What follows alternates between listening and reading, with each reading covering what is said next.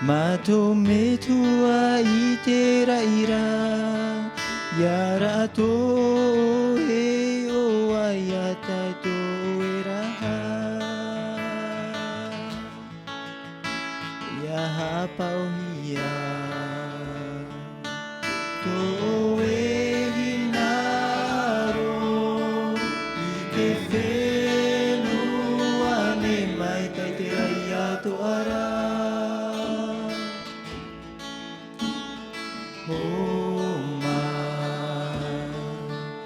Ite mai au yamato Ite hiene mahana Whauri mai tamako hara Mai yamato atu a whauri te hara Yamato ne ai whauri Yamato yarohia Noa hia i te ati E whaurara Yamato i te ino No e hoi te au No e hoi te hana No e hoi te hana hana E amuri no watu No e hoi te au No e hoi te mana No e hoi te hana hana E amuri no watu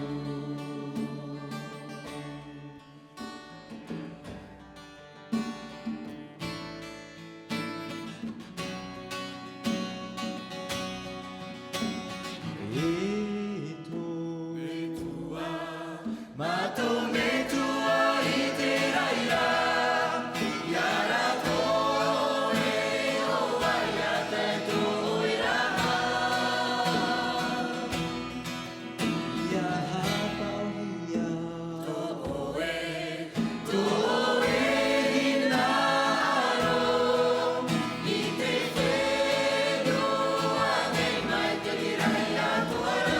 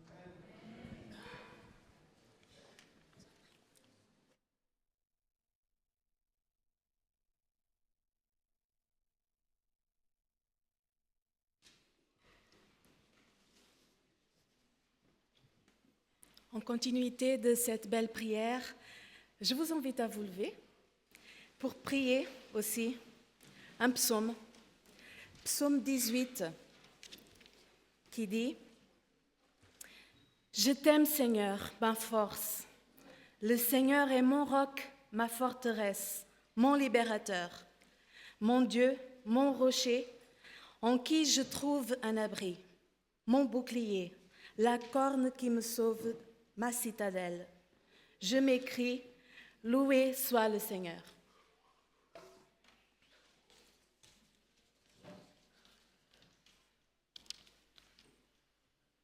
Salut Inatea. Bonjour. Ça va? Ça va et toi? Oui. Alors prête pour chanter avec l'Assemblée? Oui, je suis prête. Est-ce que vous êtes prêts? Vous êtes prêts? Ah. D'après toi, quelles sont les façons de louer Dieu? Je peux dire deux façons. Oui? En chantant, Oui? en priant. C'est bon? Oui, c'est bon. Voilà. Eh bien, on va vous inviter à chanter avec nous « Je louerai l'Éternel ».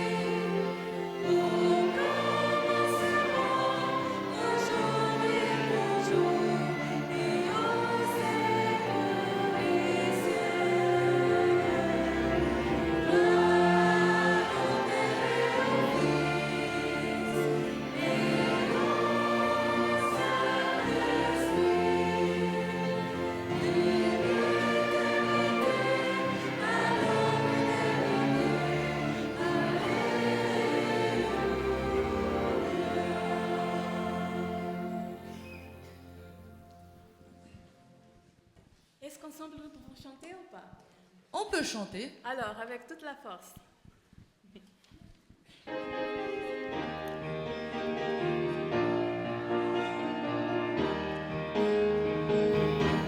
Ensemble nous pourrons chanter, ensemble nous pourrons prier, élever nos voix et adorer celui qui nous a réunis. Ensemble nous pourrons donner, ensemble nous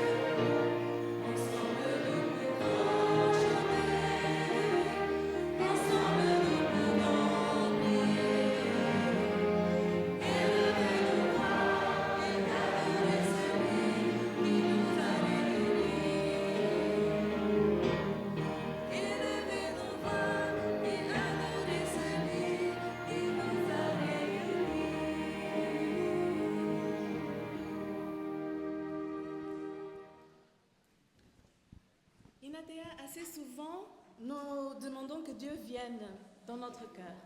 Est-ce que, à ton avis, il faut autre chose?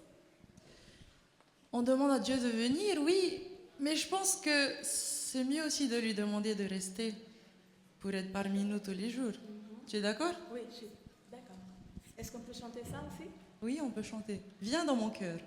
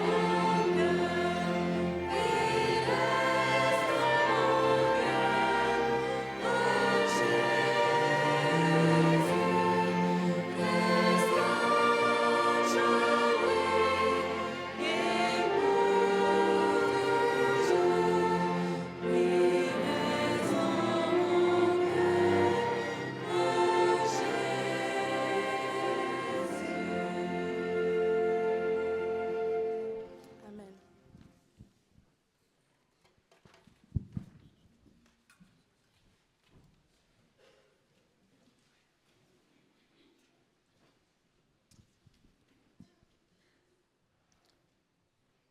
Sans doute, vous avez beaucoup de choses à dire à Dieu, à lui demander et aussi à lui apporter. J'aimerais vous inviter, avant que je prie, qu'ensemble à genoux, nous parlons un moment à Dieu. Et après quelques minutes, je vais prier. Vous le voulez bien? Nous allons nous mettre à genoux. Prions personnellement, ensuite je vais prier en dernier lieu.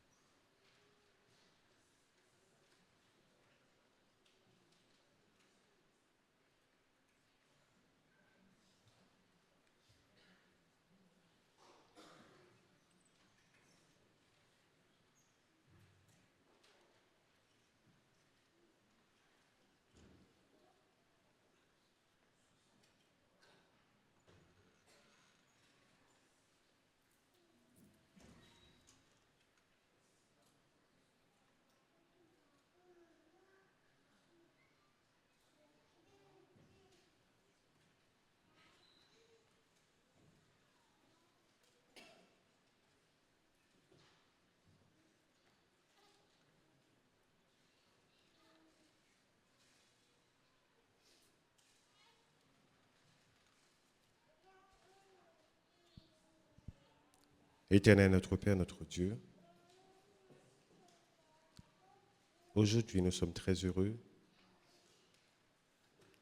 un petit peu plus, parce que nous avons toute une journée à passer avec toi sans que nous ne soyons préoccupés des autres choses. Nous voulons te remercier pour cette semaine que tu lui as donnée à chacun, au travail, la maison, sur la route, recherche, Nous voulons te louer parce que tu es notre Père et tu sais de quoi nous avons besoin. Chaque matin, tu nous donnes notre pain quotidien. Tu nous aides à ne pas nous inquiéter du lendemain. Et même quand cela arrive, tu es celui qui nous tend la main, qui efface nos inquiétudes, qui nous apaise, qui nous donne de l'espérance, qui nous donne du courage. Merci d'être notre Père. Permets-nous aussi d'apprendre mieux à te connaître, afin que nous puissions vivre pleinement cette relation entre Père et Fils et Fille. Permets-nous aussi de montrer aux autres que tu es un bon Père et que tu es le vrai Père, celui qui aime et qui fait tout pour ses enfants, quelle que soit la situation qui peut se présenter dans la vie. Et ce matin, nous aimerions te dire merci. Nous n'avons pas toujours été sensibles à tes interventions dans nos vies, dans le passé. Mais ce matin, nous voulons reconnaître que tu as été présent. Et que si nous refleurissons ce matin, c'est grâce à toi. Alors veille bien dans ta miséricorde, ne pas tenir rigueur envers nos péchés, nos doutes, ceux de nos enfants aussi, des jeunes. Mais efface nos transgressions devant ta face et permets-nous de chaque jour de reprendre un nouveau départ avec toi. Nous avons eu une bonne semaine où nous avons eu l'opportunité de pouvoir voir sur différentes facettes comment tu agis, ce que tu souhaiterais que nous fassions, comment raisonner. Et nous te remercions pour celui que tu as choisi et qui nous a conduits sur beaucoup de pistes. Nous a amenés aussi à réfléchir sur notre situation, sur nos déviances aussi. Permets que cela ne soit pas en vain et que nous puissions continuer dans cette lancée. Nous aimerions te prier pour chaque famille ici présente qui t'a présenté ce matin leur sujet de prière, leurs défis, leurs inquiétudes. Et nous savons que tu nous as entendus. Mais s'il y a quelque chose, Seigneur, qui peut empêcher à ce que nos prières soient entendues, viens à nous, parle-nous, éclaire-nous, afin que nous puissions comprendre et mettre tout ceci de côté afin qu'il n'y ait rien qui nous sépare de ton amour. Nous te prions aussi pour toutes les familles du monde entier qui souffrent et qui ont besoin de toi. Nous te prions aussi pour celles qui ne te connaissent même pas, mais qui vivent les mêmes choses que nous et quelquefois pire. Nous te demandons de pouvoir permettre à ce que des hommes et des femmes répondent à ton appel, à ceux que tu appelles et que tu les envoies, afin qu'on puisse leur dire, Dieu peut vous venir et c'est la solution de toutes choses. Alors merci pour ce que tu as fait, merci pour ce que tu feras. Que tu veuilles bénir ce service et recevoir ce que nous t'offrons et qu'aucune offense ne te soit faite ce matin. Bénis-nous, garde-nous dans ta paix, fortifie-nous, donne-nous de l'espérance et donne-nous de la joie et que nous te louons et te glorifions ensemble. Nous n'avons pas toujours tous les mots pour pouvoir te dire les choses, ce que nous ressentons, mais que ton esprit veuille bien compléter la prière de chacun d'entre nous ce matin, ainsi que celle que je fais monter vers toi. C'est au nom de Jésus que nous te prions, que toute la gloire et la louange te reviennent au siècle des siècles. Amen.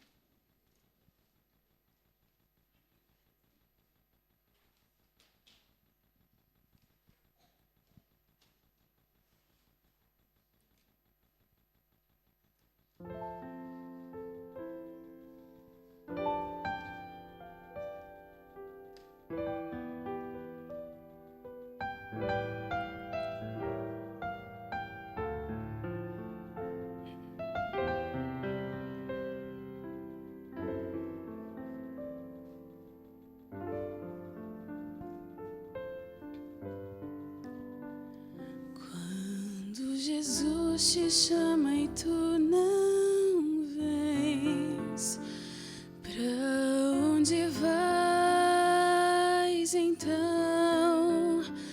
Voltas pro mundo e tudo que contém, mas voltas triste como ninguém. Porque voltar pro frio gelado que destrói e abandonar os braços de amor do Pai. Porque insistir no que te faz tão mal, no que te rouba a paz.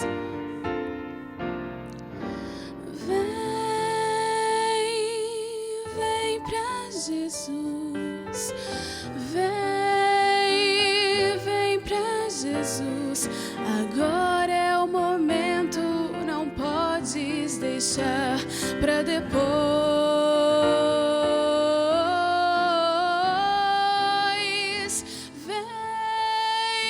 Vem pra Jesus. Vem pra Jesus. Agora é o momento, não podes deixar pra depois.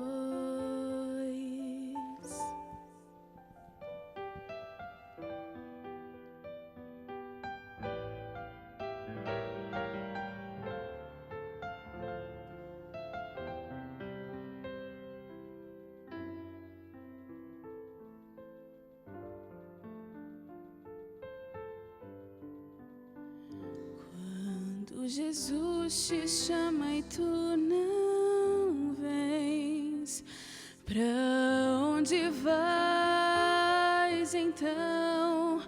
Voltas pro mundo e tudo que contém, mas voltas triste como ninguém. Junto de Cristo existe sempre um bom lugar, onde calor e abrigo podes encontrar. Com Ele a vida pode retomar sua força e seu vigor.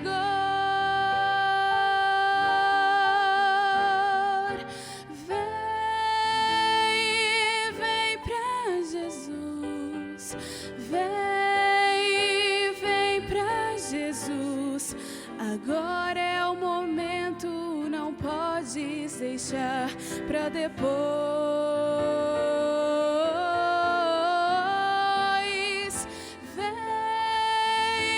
Vem pra Jesus. Vem pra Jesus. Agora é o momento, não podes deixar pra depois. Quando Jesus te chama e tu não vens, pra onde vais então?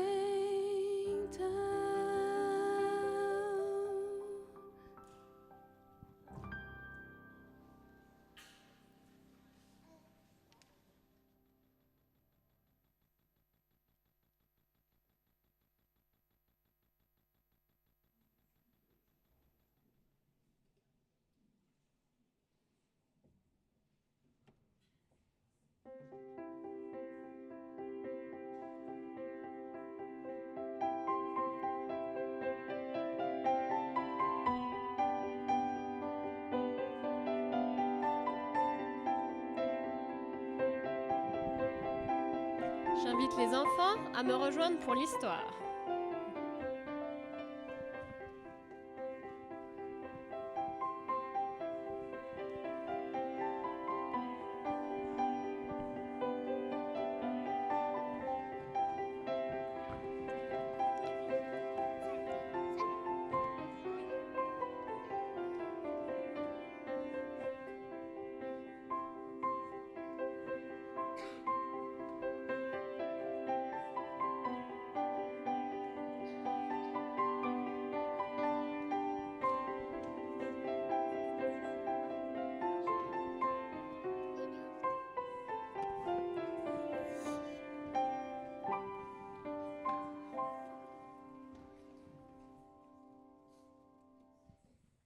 Est-ce que vous êtes tous là? Oui.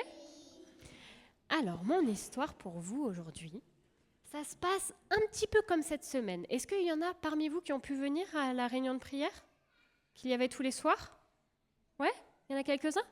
Alors, dans mon histoire d'aujourd'hui, Patrick, c'est un monsieur qui vient à la réunion de prière et il a trouvé très très intéressant le thème de cette réunion de prière qui était la prière. Est-ce que Dieu répond encore quand on l'appelle aujourd'hui? Ouais, vous pensez que oui? Mais lui, je sais pas, il avait quelques questionnements comme ça, tu vois, de dire est-ce qu'il répond encore? Alors, à la fin de la réunion de prière, il a dit j'aimerais bien parler avec quelques-uns qui étaient à la réunion de prière, juste pour avoir un petit peu votre avis sur la question. Est-ce que Dieu répond encore aujourd'hui? Et il y en a plusieurs qui ont dit ah oui, oui, oui, moi dans ma vie, il a répondu. Ah oui, oui, oui, moi aussi, j'ai vécu une belle expérience. Ah, moi aussi. Et il y en a plusieurs qui ont pu témoigner que Jésus, Dieu avait répondu à leur prière. Alors Patrick, il dit bon, d'accord, ok, bonne soirée tout le monde, chacun rentre chez soi. Et Patrick, il rentre dans sa voiture, il commence à prendre la route pour rentrer à la maison, et il fait une prière à Dieu. Il dit, tu sais Dieu, j'aimerais pouvoir ressentir ce que les autres ont témoigné ce soir quand on a discuté, et j'aimerais pouvoir aussi vivre cette expérience où je me suis rendu compte que tu m'as répondu. Alors, si je peux être utile ou si je peux faire quoi que ce soit, Seigneur, je veux être disponible et je veux surtout t'écouter. Et il était comme ça sur la route en train de rentrer, quand soudain, il a eu une idée un peu bizarre. Il a eu en tête l'idée d'aller acheter 4 litres de lait. Et c'est un peu bizarre, non? Vous trouvez pas? Il était tard, il était au moins 10 heures du soir, parce que c'était après la réunion de prière. Et du coup, il était là, mais c'est pas possible, pourquoi me vient cette idée? Non, je dois être en train d'halluciner, c'est rien. Il continue son chemin, et cette idée revient. Va acheter 4 litres de lait. Il dit, mais Dieu, est-ce que c'est toi qui es en train de me parler? Et là, il s'est rappelé d'une histoire que je pense vous connaissez aussi, l'histoire de Samuel. Samuel, où Dieu l'appelait, et il ne savait pas trop, il allait voir Élie, est-ce que c'est toi qui m'as appelé? Non. Et du coup, il s'est dit, dans le doute, je vais aller acheter ces 4 litres de lait, parce que peut-être que Dieu, comme je lui ai demandé, juste avant, est en train de me parler. Et au pire, ce ne sera pas perdu, je le ramènerai à la maison. Alors il cherche une pompe à essence, parce qu'à 22h c'est difficile, à 10h du soir, de trouver un endroit où on peut acheter du lait. Il trouve une pompe à essence ouverte et il achète 4 litres de lait. Il trouve un peu bizarre, mais il continue, persuadé que Dieu est en train de lui parler. Alors il reprend la route pour rentrer à la maison, et là, il sent une voix comme ça dans sa tête qui lui dit « Prends la prochaine rue sur ta gauche ». Il dit « Mais non, mais là, je suis en train d'halluciner, c'est pas possible. Pourquoi je vais prendre la prochaine rue sur ma gauche? Pour aller à la maison, c'est toujours tout droit. » Non, non, non. Il continue, et il entend à nouveau cette voix. « Tu as dépassé cette rue, retourne sur tes pas et tourne dans cette rue à gauche. » Il dit « Bon, je vais continuer à faire confiance, je vais retourner. » Il a trouvé un rond-point, il a fait demi-tour, il est revenu et il a tourné dans cette rue. Et là, un peu plus loin, il entend cette petite voix dans sa tête qui lui dit « Arrête-toi maintenant, gare-toi, gare ta voiture, arrête-toi. » Alors il s'arrête, il se gare. Puis il dit « Mais c'est pas possible, ce qui est en train de se passer, c'est incroyable, pourquoi j'ai ces sentiments Mais c'est Dieu, ça doit être toi, je t'ai demandé de me parler. » Et il entend à nouveau cette petite voix qui lui dit « Regarde autour de toi, il y a plein de maisons. » Il était tard, comme je vous l'ai dit, donc beaucoup de lumière était éteinte dans les maisons et les gens étaient en train de dormir, sûrement déjà. Mais cette petite voix lui dit « Traverse la route et toque à la porte de la maison qui est en face de la route, en face de toi. » Il sort de la voiture et puis il dit non. Il rentre dans la voiture, il dit mais pourquoi je vais aller toquer à la porte de cette maison? C'est pas possible. Il fait nuit, il n'y a aucune lumière dans la maison, les gens sont en train de dormir. Quoi, on va ouvrir la porte en étant fâché, en disant mais pourquoi? Qu'est-ce que vous venez me déranger? Et je vais dire quoi? Parce que j'ai du lait pour vous? Il dit non, c'est pas possible. Mais il entend cette voix qui persiste et qui dit va et toque à cette porte. Alors il y va, il prend son courage de main et il y va, il toque à cette porte. Et là, il y a un monsieur qui ouvre la porte en pyjama. Alors, c'est ce qu'il craignait. Il craignait de déranger les gens qui étaient sûrement en train de dormir. Et qui dit « Bonjour, oui, c'est pourquoi ?» Et il dit « Écoutez, j'ai ça, j'ai ce paquet de lait pour vous. » Et là, il voit le monsieur qui prend le lait, qui court dans le couloir. Il regarde, il dit « Mais qu'est-ce qui se passe ?» Et il voit une dame qui arrive, sa femme, avec un bébé dans les bras qui était en train de pleurer. Et il voit le monsieur qui revient vers lui et la dame aussi avec le bébé. Et le monsieur lui dit « C'est incroyable, si vous saviez. J'ai perdu mon travail il y a quelques mois en arrière et on n'a même plus assez à manger. Pour nous et tout ce qu'on a, on veut le donner au bébé, mais ce soir, on n'avait même plus assez d'argent pour lui acheter du lait. Vraiment, c'est incroyable. Vous savez, on était en train de prier et de demander à Dieu comment est-ce qu'on va faire. C'est pas possible, on ne peut pas laisser notre bébé avoir faim et ne pas lui donner du lait. » Et il pleurait, ce papa, parce que Dieu avait répondu à sa prière. Le monsieur, il était tellement touché, il a ouvert son porte-monnaie, il a donné tout l'argent qu'il avait dans son porte-monnaie. Il a dit « Tenez, que vous puissiez avoir de l'argent pour nourrir votre famille. » Et il est revenu à sa voiture. Et cette fois, ce n'était pas le papa, mais c'était lui qui avait les larmes qui coulaient. Parce que quand il avait demandé à Dieu de lui répondre et d'être utile entre ses mains, Dieu a répondu. Voilà, c'était ma prière pour vous aujourd'hui.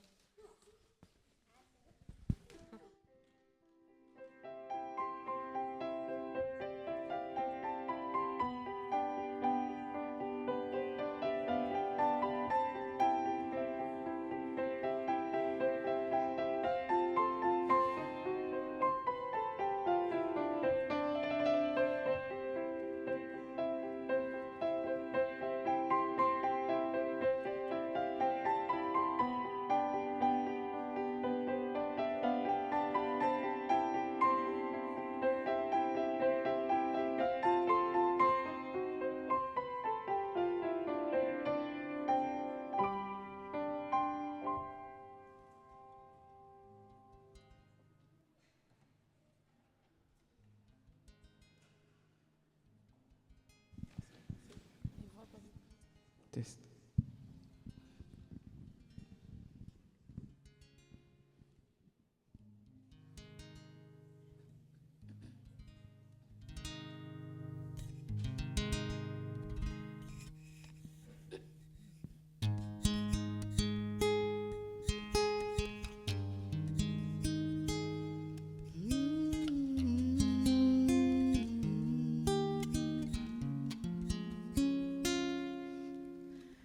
Père, je viens vers toi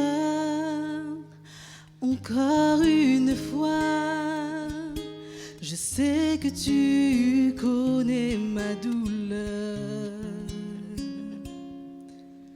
ma solitude.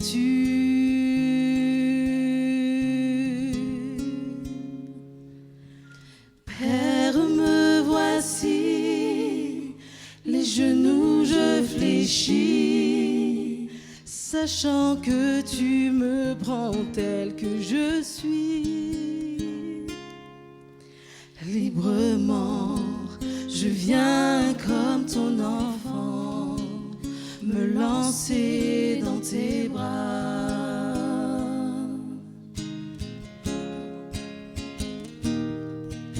Mon cœur gémit pour toi, mon Père, mes yeux rêvent de te voir, oh Dieu. Ce monde n'a rien à m'offrir, tu es ce que je désire. Cache-moi sous ton abri, couvre-moi et je dirai, je suis à toi, oui je suis à toi.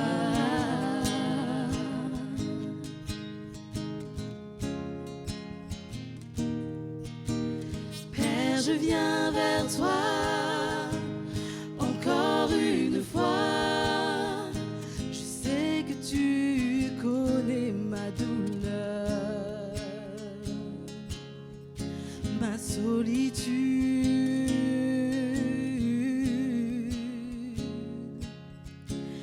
Père,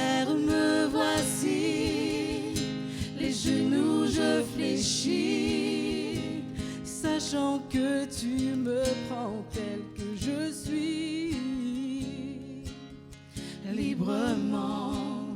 Je viens comme ton enfant, me lancer dans tes bras. Mon cœur gémit pour toi, mon Père.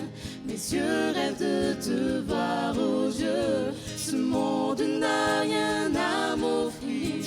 Tu es ce que je désire. Cache-moi sous ton abri. Couvre-moi et je dirai, je suis à toi. Oui, je suis à toi. À toi. Mon cœur gémit pour toi, mon Père. Mes yeux rêvent de te voir, oh Dieu. Ce monde n'a rien à m'offrir. Tu es ce que je désire. Cache-moi sous ton abri. Couvre-moi et je dirai, je suis à toi. Oui, je suis à toi. Je suis à toi. Oui, je suis à toi. Je suis à toi. Oui, je suis à toi.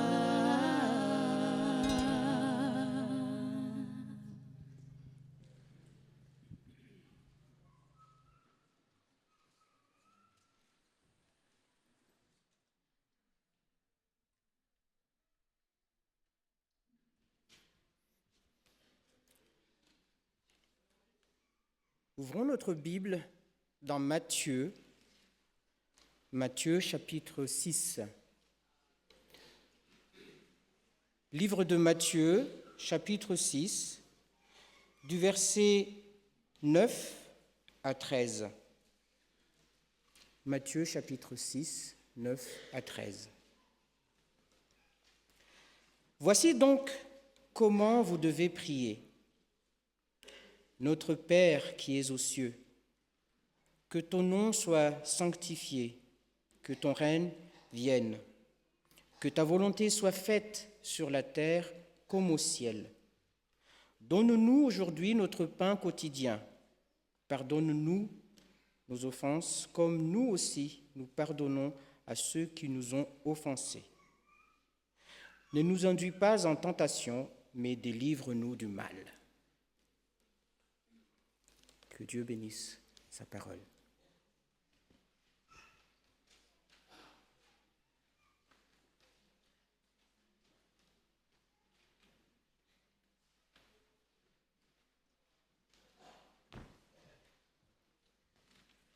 J'ai le plaisir ce matin de vous présenter quelqu'un qui est resté avec nous toute une semaine. Il s'appelle Pasteur Zagara, Daniel Zagara. Il est venu pendant cette semaine nous présenter un sujet, un projet. Et je vous parle tout à l'heure du projet, mais j'aimerais quand même parler avec vous. Si je vous dis pizza, à quoi vous pensez? Spaghetti? Italie? Si je vous dis Pasteur Daniel Zagara, vous pensez à quoi? Spaghetti, voilà, c'est le projet qu'il nous a présenté. Je suis très heureuse. Aussi, on a ici ce matin sa famille, sa femme, Elena, ses 2 enfants. Le pasteur, il a 4 enfants. Il est pasteur en Suisse romande dans 2 communautés. J'espère que vous puissiez vous sentir bien ce matin encore une fois avec nous et que Dieu puisse être avec vous.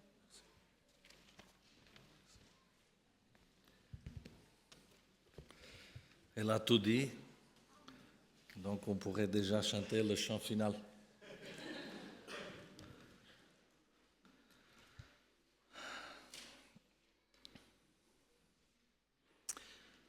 Oui, on fait la présentation. J'avais dit à Sandra, ne dis pas trop de choses. Mieux on sait, mieux c'est.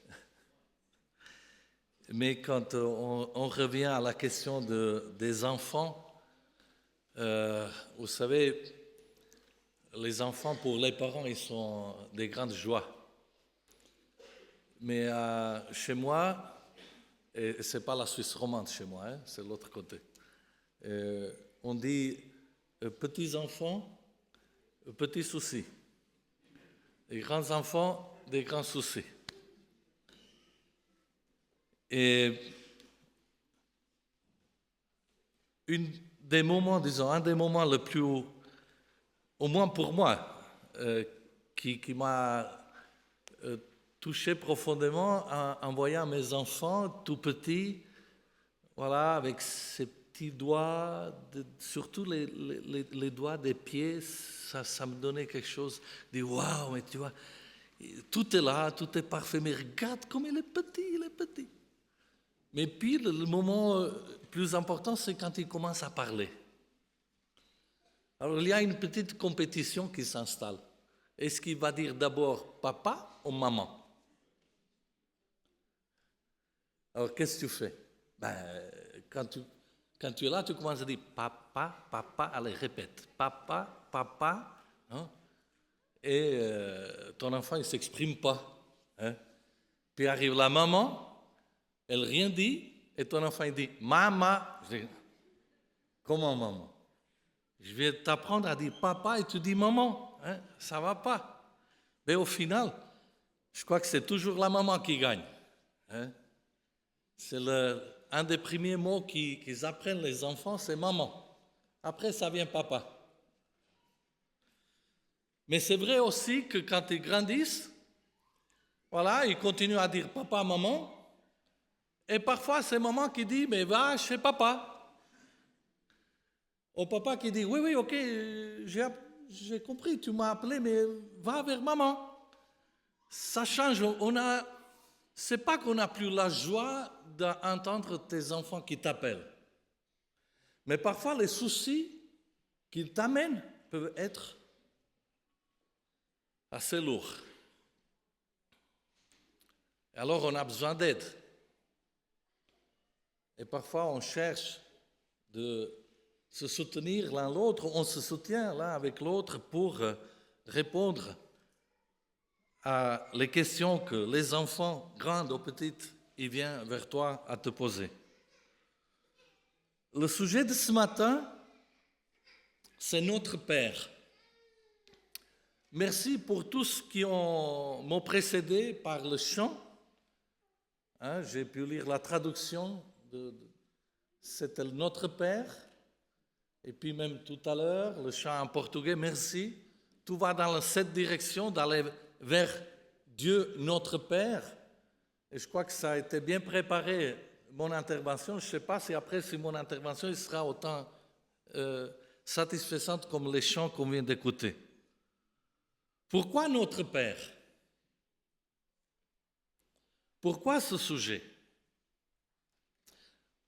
J'ai cru bien vous présenter ce sujet que vous ne connaissez pas encore, seulement le titre pour l'instant, parce que je dis, c'est la fin de votre semaine de prière.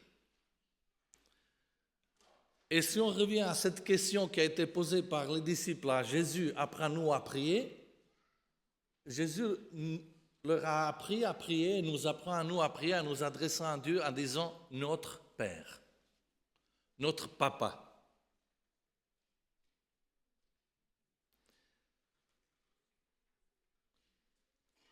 Mais avant de rentrer dans le sujet de ce matin, j'ai une dette à payer. Je voudrais et je demande pardon à tous ceux et celles que pendant cette semaine, à travers mes interventions, mes exemples, mes expériences, ils se sont sentis peut-être un peu mal à l'aise.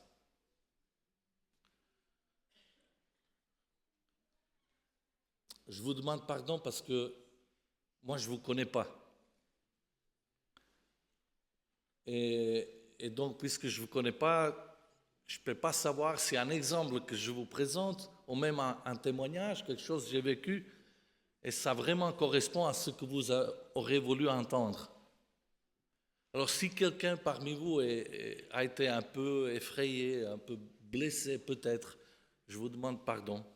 De toute façon, ce n'était pas mon intention, mais c'est mon intention de vous demander pardon. Je vous demande pardon aussi parce que, bien que je travaille dans un pays francophone, j'ai encore des grands soucis avec cette belle langue. Et donc voilà, j'ajoute rien d'autre. Merci pour quelqu'un qui m'a corrigé, même hier soir, ça m'aide à mieux m'exprimer. Mais pardonnez-moi encore pour ces défaillances. Donc ça se peut que même ce matin, en parlant de père, je puisse présenter des exemples que peut-être ne s'accrochent pas vraiment à ce que vous attendiez ou ce qui a été votre expérience. Je sais que parfois, on croise en tant que pasteur des frères et sœurs, des jeunes qui n'ont pas eu une bonne relation avec leur papa. Certains, ils n'ont même pas connu leur papa. Donc, je ne sais pas parmi vous, quelle est votre expérience? Quelle a été votre expérience avec votre papa? Mais permettez-moi, faites-moi un petit peu confiance de vous parler d'un papa qui peut être votre papa, qui est votre papa, qu'il désire être votre papa. C'est notre Père, celui qui n'a jamais cessé de nous aimer, celui qui n'a jamais cessé de nous donner le pain, ce pain qui est bon à manger chaque jour, qui nous nourrit, qui nous soutient, qui nous donne la vie, qui nous donne une maison, qui nous a donné des amitiés. Parce qu'en tant que chrétiens, en tant que croyants, nous ne pouvons pas ignorer que tout ce que nous avons, ça vient de notre Père. Mais notre Père a un problème. Oui. Je l'ai découvert il y a quelques mois. J'ai découvert que notre Père, il a un problème de mémoire. Ah oui. Je ne sais pas si c'est l'âge. On dit qu'il est éternel. Donc, je ne sais pas, mais il a un gros problème de mémoire. Je lis dans la parole de Dieu que Dieu, il oublie nos péchés. Alors là, vous voyez, c'est grave ça. Notre Dieu, qu'il a des gros soucis, des gros problèmes avec sa mémoire.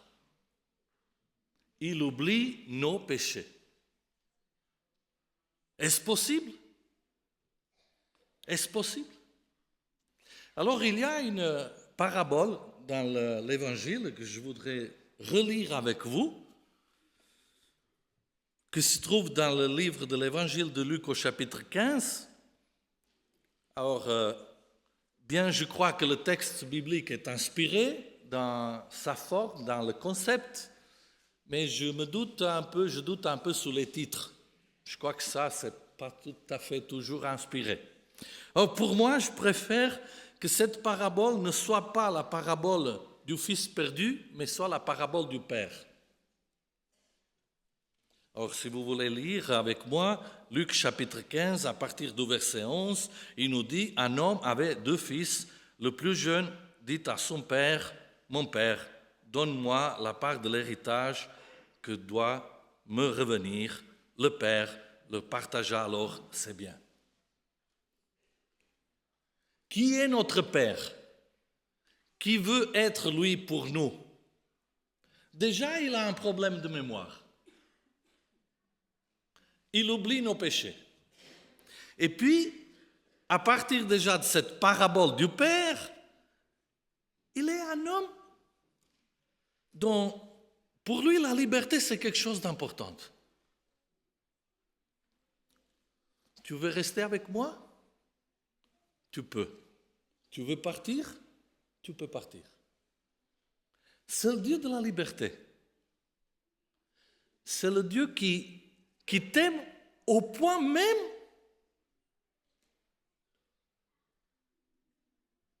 de laisser se déclarer mort. Parce que quand tu demandes l'héritage, ça, normalement, ça te revient à la mort de tes parents. Mais si tu le demandes avant, c'est parce que pour toi, là, à ce moment, tes parents, ils sont morts. Et ce papa, il se laisse tuer par son fils. Il dit, OK, tu veux ce que tu aurais dû recevoir à ma mort, je te le donne. Donc, je suis là avec toi pour te soutenir dans ta démarche. Je te laisse libre de me trahir. Je te laisse libre de me tuer. Je te laisse libre de pécher. Parce que ça, c'est notre Père. Allez, vas-y, prends ce que tu aurais dû recevoir à ma mort, mais si pour toi je suis mort aujourd'hui, tu peux partir.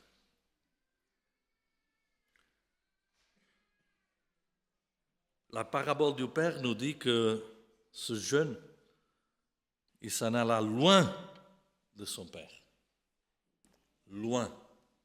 Mais cette parole, ça revient lorsque de loin, le papa voit son fils qui revient.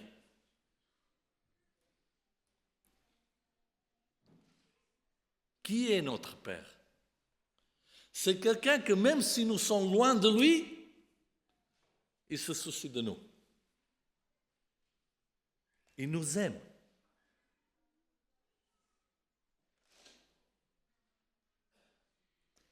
Notre Père qui est aux cieux, que ton nom soit sanctifié, que ta volonté soit faite. Qui est mon papa? Qui est mon Père? Ce n'est que Père de liberté qui me laisse libre de péché. Moi, je crois, frères et sœurs, dans une église qui est gérée par notre Père. Une église qui vit la liberté, qui prêche la liberté. J'aime bien les églises comme celle-ci, avec les portes ouvertes, où on peut rentrer et sortir, où on peut rester dans la communion fraternelle, où on peut prendre ce que le Seigneur nous a donné et partir. Et si quelqu'un il veut partir, il faut le laisser partir. Parce que si on veut le garder à tout prix,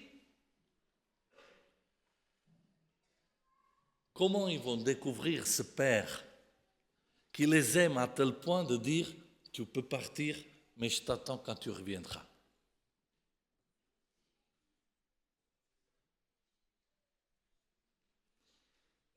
C'est fou, mais vous voyez, nous on vit parfois dans des réalités ecclésiales qui ne correspondent pas à la réalité. Moi, je pense aux églises, là où je suis pasteur, entre le 40-45% des membres qui sont inscrits dans le registre, ils ne sont pas là, mais depuis des années. Et moi, je dis, si quelqu'un veut partir, il faut le laisser partir. C'est notre papa qui nous dit ça. Tu veux t'en aller? Vas-y. Mais moi, je t'attends que tu puisses revenir. Et quand tu reviendras, on fera la fête ensemble. En sachant que quand tu reviendras, je ne serai pas là pour te reprocher le fait que tu as tout gaspillé, que tu m'as tué, que tu m'as déclaré mort, que tu as appris les bénédictions que le Seigneur t'a données et tu as fait ce que tu as voulu. Non, parce que moi, je n'ai pas cette mémoire. J'oublie le péché. Je t'attends pour faire la fête. Ça permet aussi à nos communautés de se fortifier dans le Seigneur, de vivre réellement ce que nous sommes, des enfants de Dieu.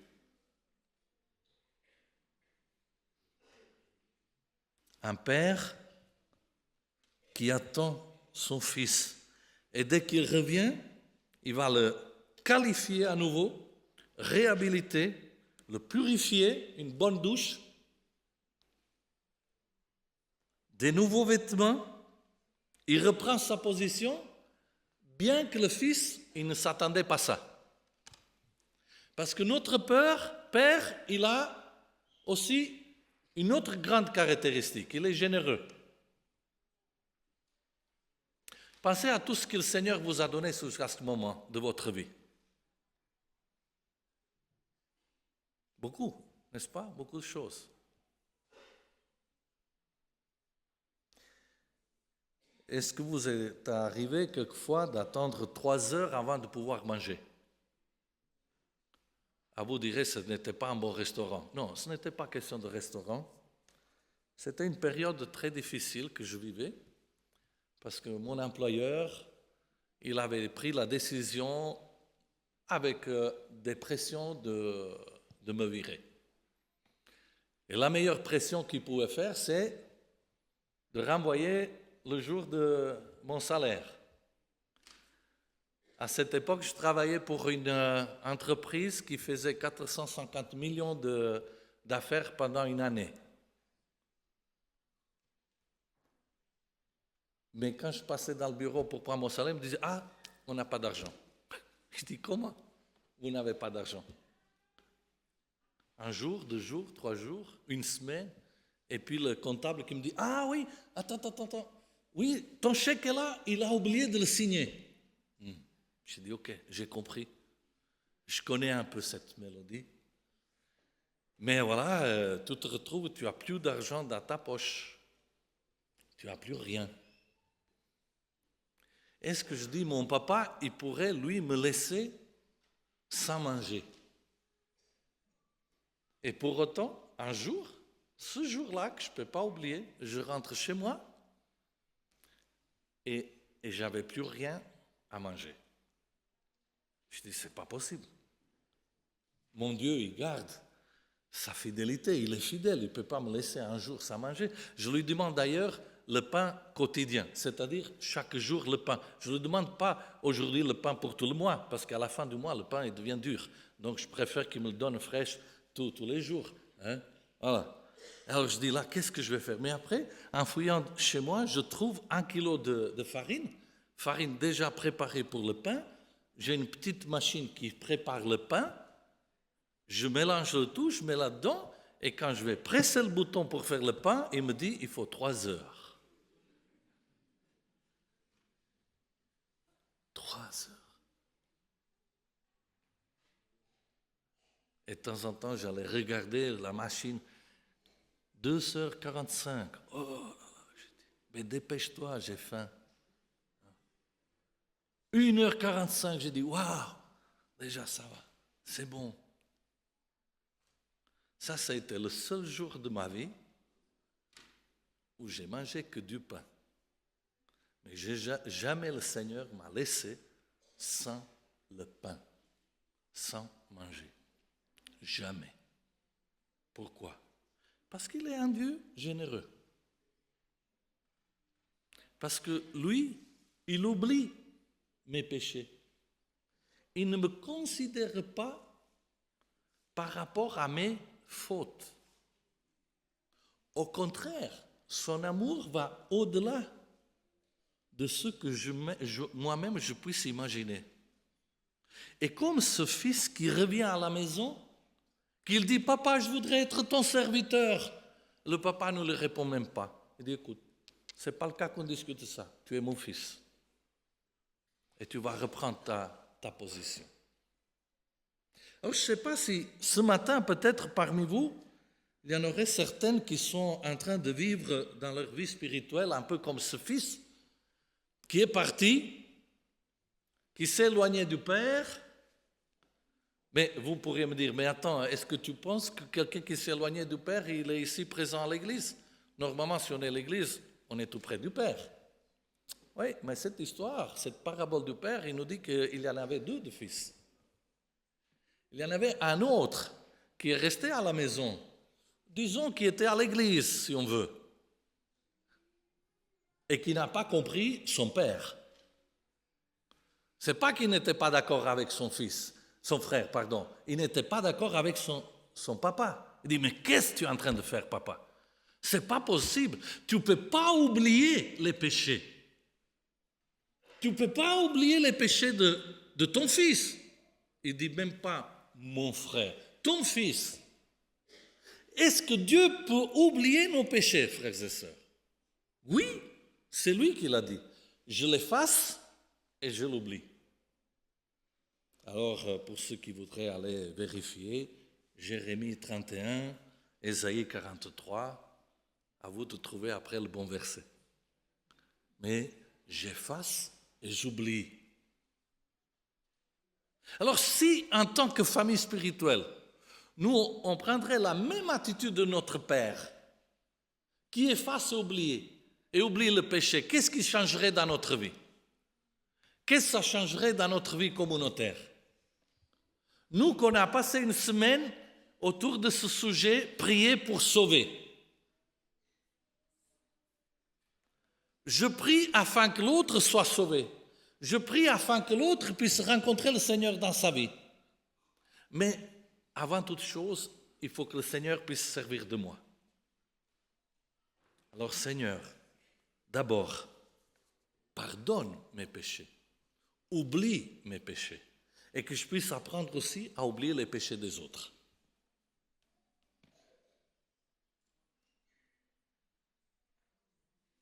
Ça, c'est pas facile. C'est pas du tout facile. Je sais. Je sais parce que, par exemple, quand je vais visiter les membres d'église, je trouve que parfois ils ont plus, comme dirais-je, l'attitude, ils sont plus à l'aise pour me raconter ce qui ne va pas, plutôt que ce qui va. Et dans ce qui ne va pas, on raconte parfois ce qui ne va pas dans l'autre, chez l'autre. Nous avons une mémoire qui est plus forte que celle de Dieu. Ah oui, je crois. Dieu oublie nos péchés et nous, non.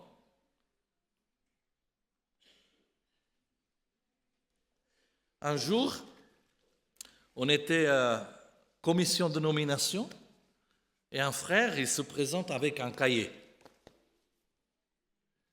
C'était le moment de recevoir des remarques après que le rapport a été présenté à l'Assemblée. Le frère, il vient avec un cahier et on s'est aperçu que dans ce cahier, pour chaque page, il y avait le nom d'un frère ou d'une sœur de l'Église. Et suite au nom, il y avait des remarques. Mais quelles remarques? Celui-là, il fait ça, l'autre, il fait ci, ça, c'est pas bon, etc. Et quand on a découvert qu'il avait un cahier comme ça, on lui a dit, ah, tiens, bon, tu as fait un bon travail, mais merci, nous n'avons pas besoin de ça. Ah non, vous ne pouvez pas nommer des personnes qui ont des problèmes. J'ai dit, ça, ce n'est pas notre travail. Ça, ce n'est pas notre travail. Notre Dieu, c'est un Dieu de liberté. Notre Dieu, c'est un Dieu d'amour. Notre Dieu, il oublie le péché. Notre Père, il nous aime. On n'a pas besoin de prendre notre. Non. On a simplement besoin, frères et sœurs, de faire la fête avec le Seigneur. Et cette fête que le Père met en place pour son Fils, ce n'est que la fête de la réconciliation. C'est la fête du pardon. C'est la fête de l'amour. C'est la fête qu'on efface le pardon et le péché, pardon, et on l'oublie. Ce sont des actes du pardon que le Père met en place. Et nous avons besoin, frères et sœurs. Moi, je parle de mon côté, de ce que je connais, je ne sais pas chez vous. C'est pour ça que je vous ai dit, je vous demande pardon, peut-être je parle de choses que vous n'avez pas besoin, mais je crois que nous avons besoin de faire la fête du pardon. De nous pardonner les uns avec les autres. De reconnaître que notre papa est celui qui oublie. Il a un vide de mémoire. Peut-être nous aussi, on devrait faire la même chose. Mais oublier, c'est faire la fête. C'est pas simplement oublier. Car ce papa était là en train d'attendre son fils qui revient. Et j'imagine que ce papa était en train de prier, d'espérer, de souhaiter que son fils puisse revenir. Est-ce qu'il avait déjà préparé la fête? Je crois, oui. Parce que quand il donnera ordre à ses serviteurs, voilà, il y avait déjà de la viande qui avait été surgelée pour cette occasion. Il attendait faire la fête. Donc, ce n'est pas seulement on oublie le péché, non. On efface le péché. Et pour l'effacer, il faut savoir qu'il est là. On oublie après qu'on l'a effacé. On va de l'avant. On bâtit comme ça des communautés qui sont fortes, enracinées dans ce qui est l'expression du Père. Ce Père qui dit à ceux qui s'en vont, tu es libre de partir, mais la porte est toujours ouverte, tu peux revenir. Et que dit à ceux qui sont là et qui restent, mais regarde, tu as tout ce qu'il te faut pour faire la fête.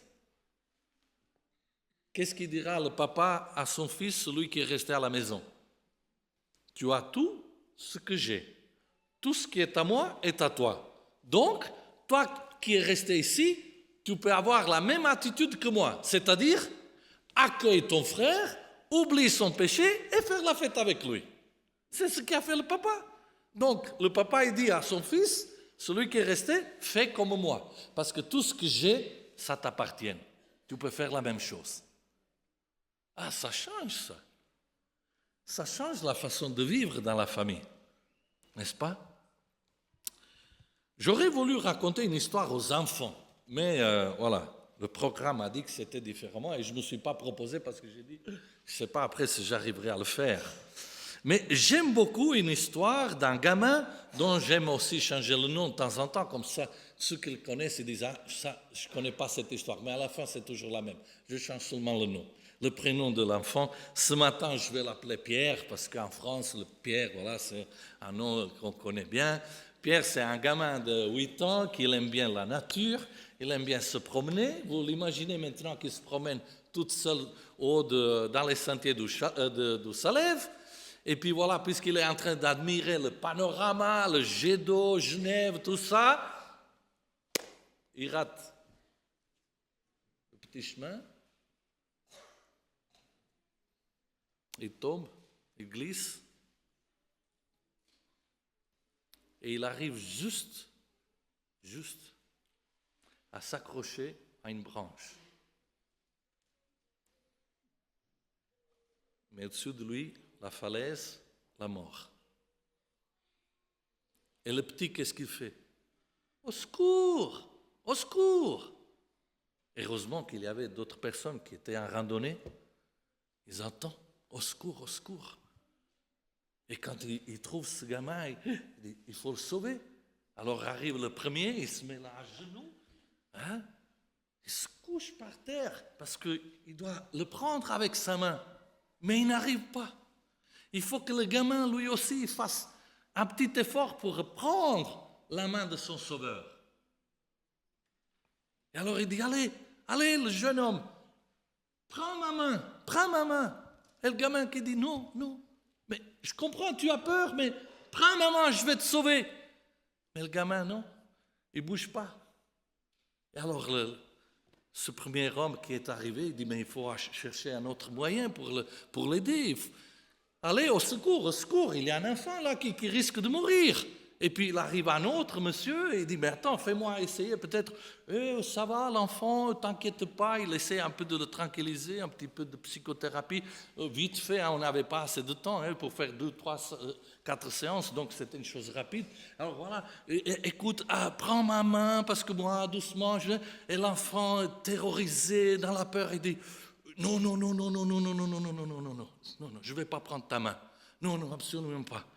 Et puis alors, ils se regardent les deux, qu'est-ce qu'on va faire? Mais attends, essayons de trouver un autre moyen, peut-être une corde, une ficelle, je ne sais pas. Et puis il arrive un autre monsieur, voilà, et il dit, écoute, regarde. Et ce monsieur, il dit, attends, mais c'est pas possible, un instant. Il se met là, il tend sa main, et il dit, allez, fiston, prends ma main. Et le garçon prend la main. Monsieur, il fait monter. Waouh, il s'embrasse. Et les deux autres, un souffle. Waouh, ils sont soulagés. Mais quand même, une question reste dans leur tête. Ils sont contents, le garçon est sauvé. Et après, ils disent aux enfants, à l'enfant, il dit, mais écoute, nous deux, on a essayé la même chose que lui. Tu as tendu notre main, tu n'as pas voulu la prendre. Il arrive, tu lui donnes la main. Et pourquoi? Et le garçon répond, il dit, ouais, mais lui, il est mon papa. L'enfant n'avait pas peur de prendre la main de son papa, parce qu'il connaissait son papa. Il savait que son papa ne l'aurait jamais laissé tomber. Qui est notre Père? Est-ce que nous pouvons croire, frères et sœurs, que notre papa va nous laisser tomber? Parce que peut-être nous avons fait une bêtise, entre guillemets, ça s'appelle péché. Nous croyons que maintenant, le Seigneur va nous lâcher. C'est fini pour nous? Non, non. Ce n'est pas la méthode de notre Père. Dieu a tant aimé le monde. Notre Père a tant aimé le monde. Notre Père nous a aimés à tel point de venir sur cette terre-là, de mettre sa main vers nous et nous dire, attrape-la. Si tu crois en moi, je te sauve. C'est notre papa qui fait ça. C'est notre papa. Il faut lui faire confiance, frères et sœurs. Il faut lui faire confiance. Il faut lui faire confiance pour notre vie personnelle. Il faut lui faire confiance pour ce qui est notre famille, pour ceux qui sont nos enfants, ceux qui sont nos projets à nous. Il faut lui faire confiance. Il est un Dieu généreux. Oui, il a un petit défaut, c'est vrai. Il oublie. Mais qu'est-ce qu'il oublie? Nos péchés. Peut-être on peut lui pardonner ce petit défaut à notre Dieu, n'est-ce pas? Voilà. Il oublie nos péchés. Ah, c'est merveilleux ça. C'est énormément merveilleux. Je voudrais clore en rappelant une expérience que j'ai vécue. Je sais que je l'ai déjà partagée. Je m'excuse de la répéter, mais je crois que beaucoup parmi vous ne l'ont pas écoutée.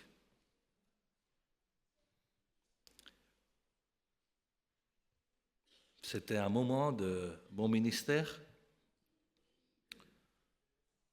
mais nos deux jumeaux, le couple de jumeaux, les aînés, qu'aujourd'hui ils ont 25 ans, à l'époque je crois qu'ils avaient 3-4 ans. Ma femme a dit, voilà, vu que nos enfants ils sont petits, je voudrais passer un moment avec ma mère. On était au sud d'Italie, et ma belle-mère, elle habite au nord. Et j'ai dit, oui, mais vas-y, les enfants ils ne sont pas scolarisés, donc tu peux partir. Et moi j'ai dit, par contre, je bosserai un peu plus, parce que je ne serai pas obligé, voilà, revenir à la maison à midi. J'avais un territoire avec 3 églises, un groupe, etc. Bon, j'avais pas mal de boulot, j'ai dit, je vais travailler. Et comme ça, je suis resté seul à la maison et j'ai fait ce que j'avais prévu, c'est-à-dire j'ai augmenté ma charge de travail. Plus de rendez-vous, voilà, quelques comités de plus, rencontres à droite à gauche. Sauf que, en faisant comme ça, je n'ai pas pris le temps pour me nourrir spirituellement. Disons que je croyais que, puisque je donnais en études bibliques, c'était aussi ma nourriture. Puisque je prêchais, c'était aussi ma nourriture. Mais ce n'était pas comme ça. Je l'ai compris après. Ce n'est pas une prophétie que je vous raconte, c'est post-eventum. Donc c'est déjà passé. Et donc je fais déjà la critique. Bref, après une semaine, j'étais épuisé, spirituellement. Et une nuit, j'ai eu une vision. J'étais dans mon lit, comme il dit Nebuchadnezzar. Lui n'avait pas un armoire avec un grand miroir dans sa chambre, mais moi, oui. Et tout d'un coup, ce miroir est devenu comme un grand écran. Et j'ai commencé à voir sur cet grand écran mes péchés. Et une petite voix qui sortait de l'armoire qui me disait « Tu es perdu ». Ne pouvait pas être Dieu. Dieu oublie. Mais là, quelqu'un était en train de me dire « Tu es perdu ». Je n'ai pas pu dormir. Mais le lendemain, il fallait aller bosser. Et les rendez-vous, les visites, encourager les frères et sœurs, etc. Mais cette vision, ça est revenu pour 3 nuits de suite. Au bout du quoi, 3 nuits que tu ne dormes pas, que tu cours pour faire ton boulot, etc. J'ai dit, ça ne va pas comme ça, il faut que je prenne des solutions. Et j'ai dit, je vais voir mon médecin, je lui ai dit qu'il me donne quelque chose pour dormir. Et mon médecin, il était tellement gentil qu'il m'a dit, écoute, qu'est-ce qui te passe? J'ai dit, voilà, j'arrive pas à dormir. Mais tu prends ça et tu vas dormir. Pas d'autres enquêtes, pas d'autres questions. Il m'a fait une prescription.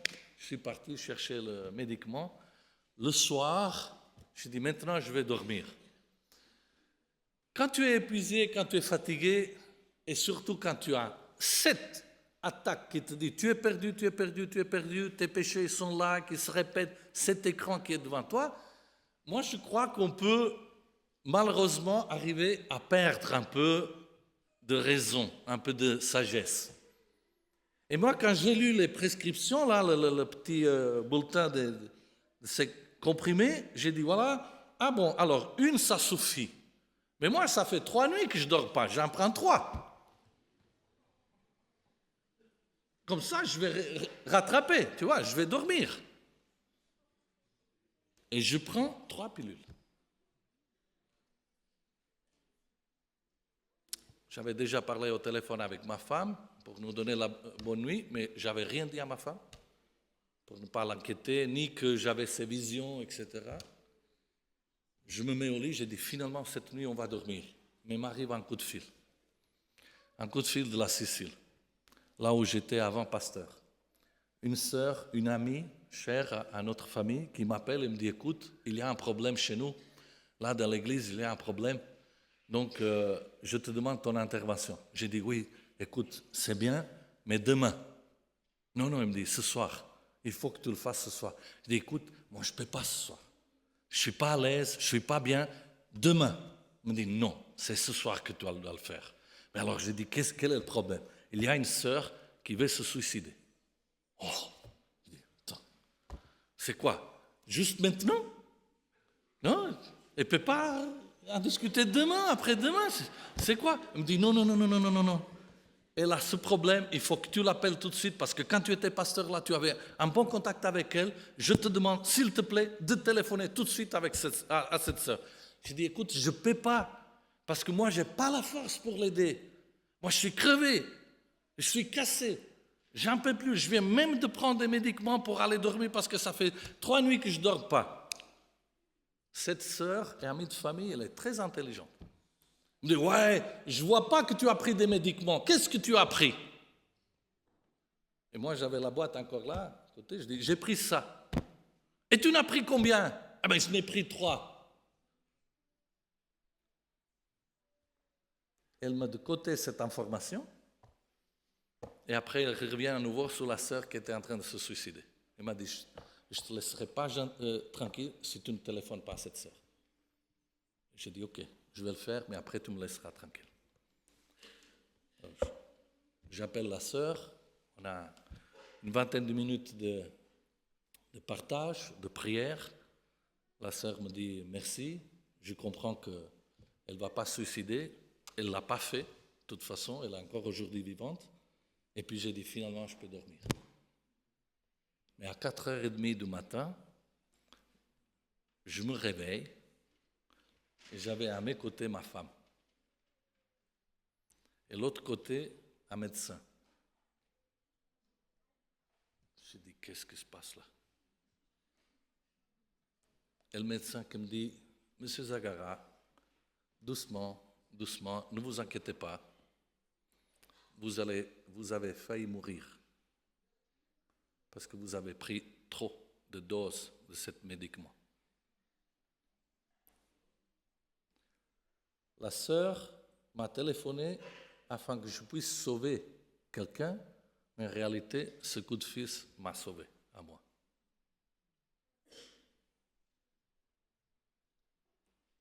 Elle a pris des informations, elle a bien su qu'est-ce que j'avais pris comme médicament.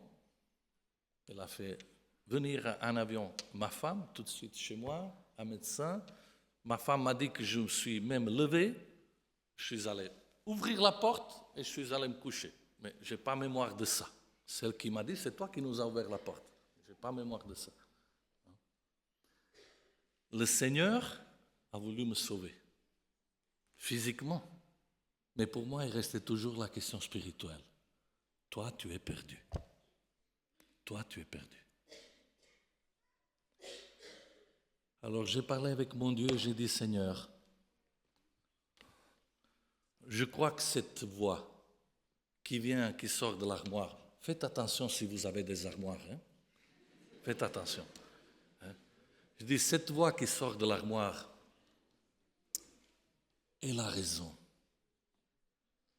Les péchés que je vois sur cet écran, c'est vrai, c'était moi. Seigneur, je suis perdu. Mais est-ce que j'aurai une autre chance encore avec toi? Alors j'ai dit simplement, Seigneur, si tu veux,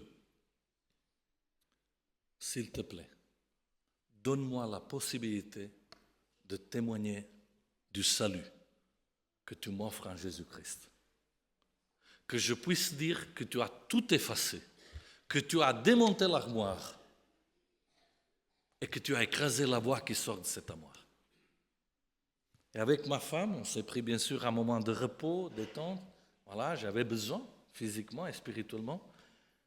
Et on a prié, on a dit, Seigneur, si toi tu veux, nous, on se remet en question et on se met à ta disposition, à toi de décider.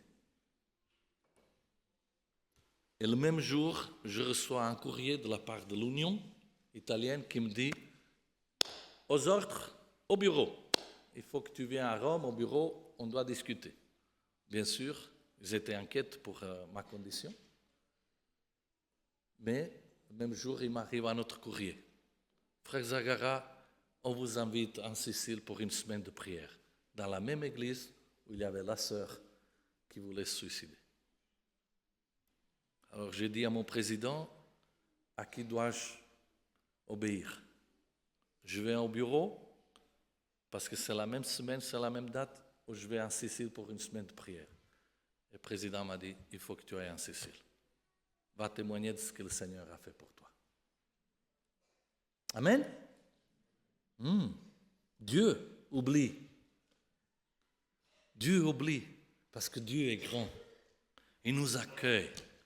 Alors je voudrais vraiment, à la fin de cette semaine, qui est votre semaine de prière, que nous puissions remercier le Seigneur pour son grand amour. Bien que nous avons une bonne mémoire, lui, il a ses défauts. Il oublie nos péchés. Par amour, il oublie nos péchés. Et il nous accueille. Reviens à nouveau chez moi. Reviens chez toi. C'est ta maison. Tu ne dois pas revenir pour être serviteur. Tu es le patron. Tout t'appartient. Tout est à toi.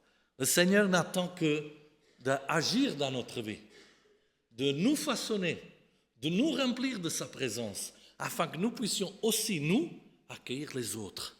Imaginez combien de gens il y a autour de nous qui ont besoin vraiment d'être pardonnés,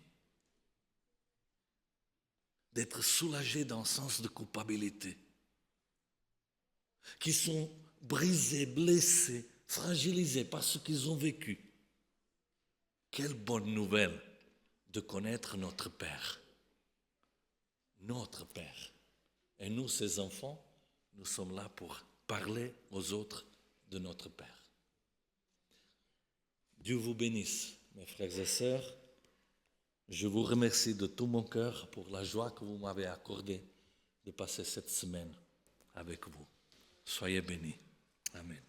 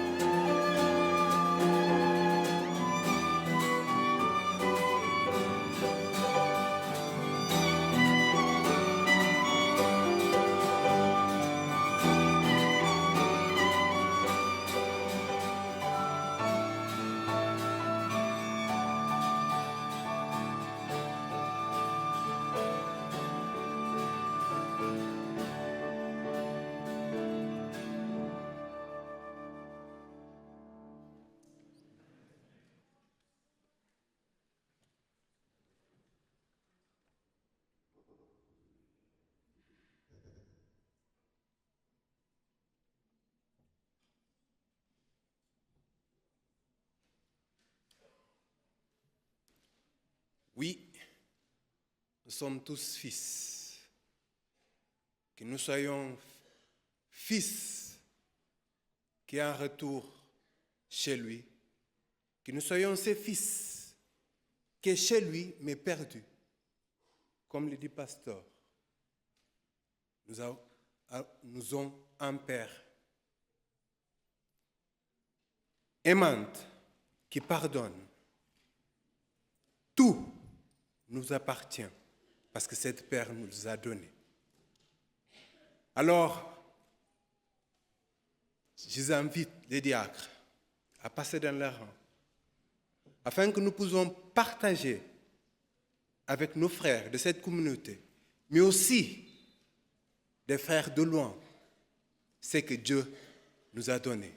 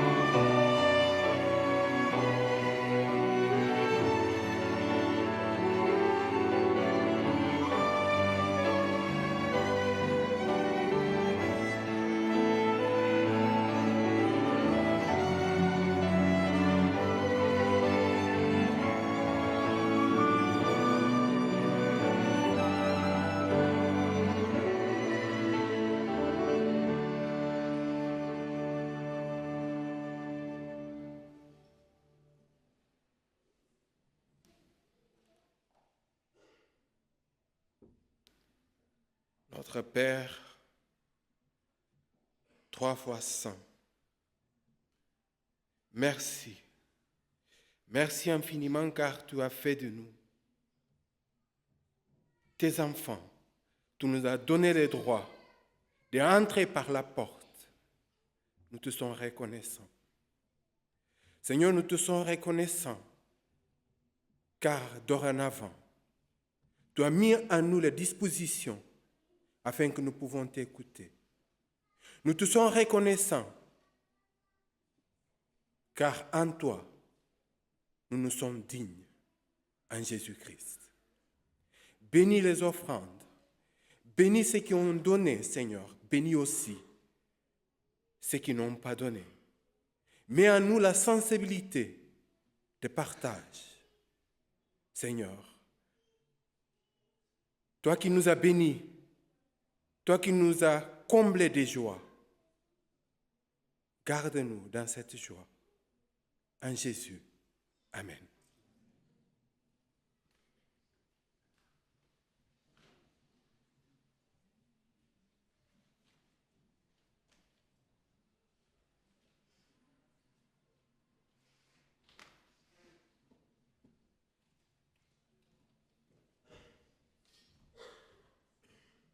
Avant de chanter le dernier chant, j'aimerais vous dire que pendant la semaine de prière, nous avons donné ce petit livre à tous ceux et celles qui nous ont visités. Et aujourd'hui, on a ce livre encore. Si vous êtes des visites et vous voulez recevoir le livre, venez vers moi à la sortie. Il y a un chant qui dit « Soyons unis en Christ, notre Seigneur, et motivés par son amour ». C'était le chant thème et je vous invite à chanter ensemble.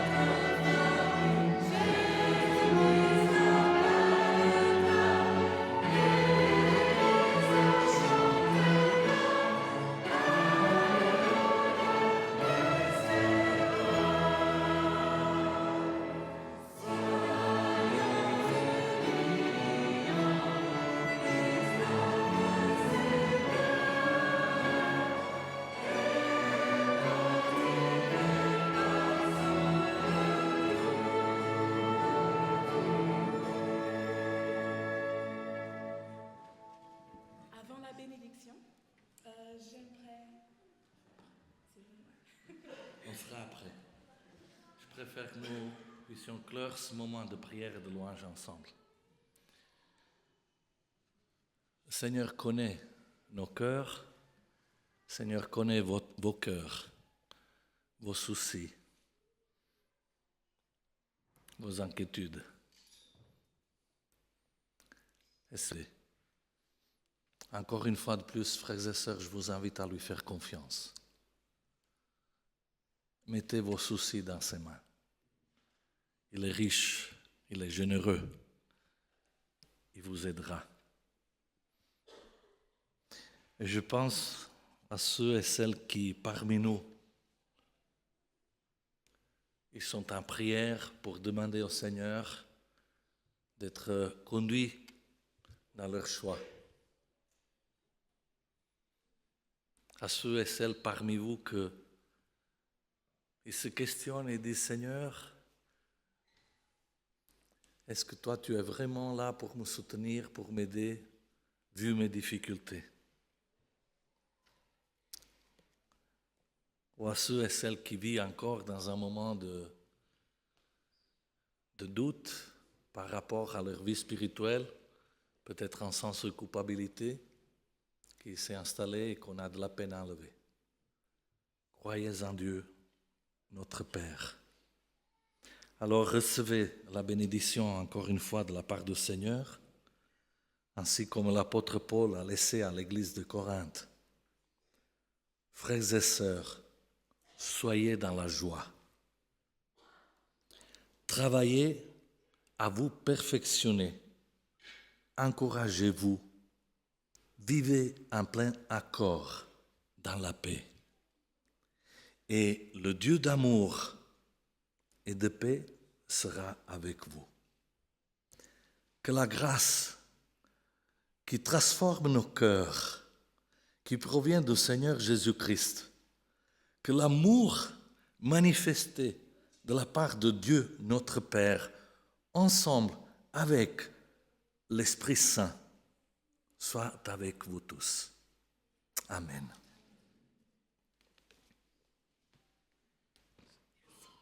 C'est bien. Le pasteur resté avec nous. Il a senti quelque chose. Alors, j'invite Eric, Romel, Ibrahim et Mémorie à venir ici. Je vous invite à vous asseoir. Encore pas beaucoup de minutes.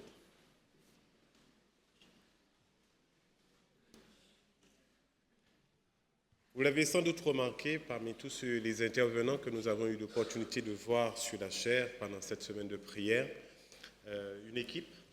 Cette équipe, c'est l'équipe de l'école de l'activité laïque, dont Sandra, Ibrahim,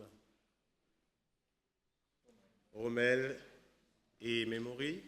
Le responsable qui n'est pas là aujourd'hui, c'est Akrassi, mais il se joint à nous ce matin pour pouvoir remercier Daniel Lezagara pour ce temps qu'il a consacré à l'église de Collonges pendant toute cette semaine. Et nous aimerions aussi remercier tous ceux qui ont accepté de pouvoir intervenir, soit par un chant, mais soit par la prière.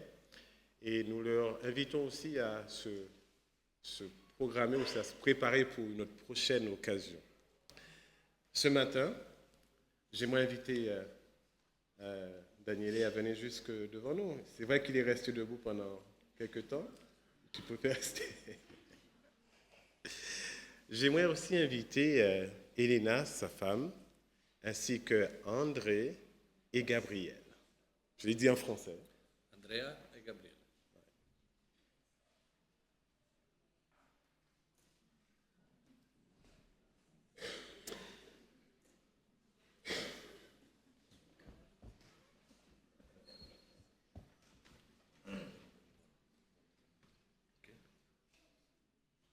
Alors, je me joins à cette équipe, mais aussi à l'Église, pour pouvoir vous dire que nous avons passé un bon moment, une bonne semaine, et pour tous ceux qui étaient là chaque soir, ils peuvent le témoigner. Mais, Daniele, tu as sans doute remarqué que ici, tout le monde sait parler araméen, mais ils ne le disent pas.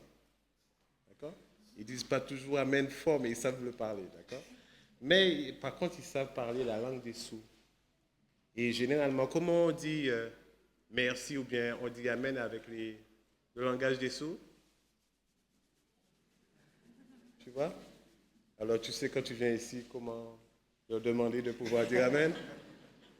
Nous aimerions te remercier. Et aussi, Roland Meyer, le pasteur, en attendant l'autre Daniel, il a voulu bien vouloir te dire quelque chose en public, mais il était engagé à Genève ce matin. Et voilà ce qu'il dit, je lui prête ma voix. Bien cher Daniel, depuis sabbat dernier et durant tous les soirs de cette semaine, l'Église de Collonges a vécu des temps très forts. Nous avons été bénis par tes messages dynamiques et pleins de vérité, par les entretiens particuliers que les uns et les autres ont pu avoir avec toi, par la présence de ton épouse, Elena, et celle de tes 2 enfants, Andrea et Gabriele.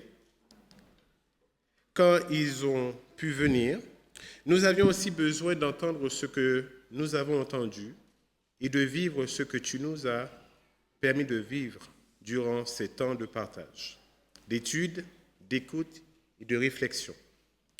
Un très grand merci du fond du cœur à toi, à ta famille, aux équipes d'organisation et tous les membres de cette belle Église qui ont pu bénéficier de ces moments bénis. Roland Meilleur. Voilà. Si je vous pose la question, quel est le meilleur cadeau qu'on peut offrir à un Italien, vous me direz quoi? Des spaghettis.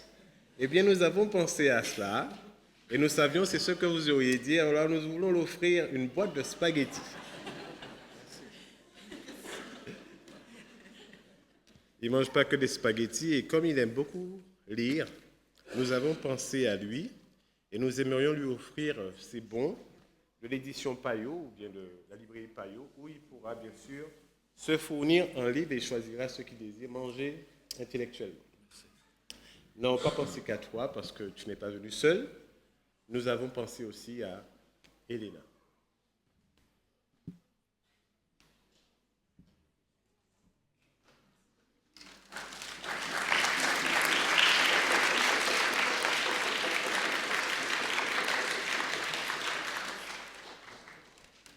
Eh bien, comme il y a 2 garçons, nous aimerions vraiment nous aider.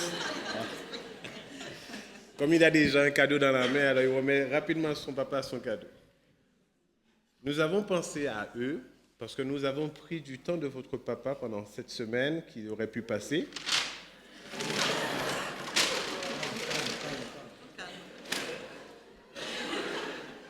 J'allais poser la question, quel est le meilleur cadeau qu'on peut offrir à un petit Italien? Mais je crois que c'est le ballon. Alors nous aimerions vous remercier pour nous avoir prêté votre papa pendant une semaine. Nous vous remercions beaucoup. Et une dernière fois.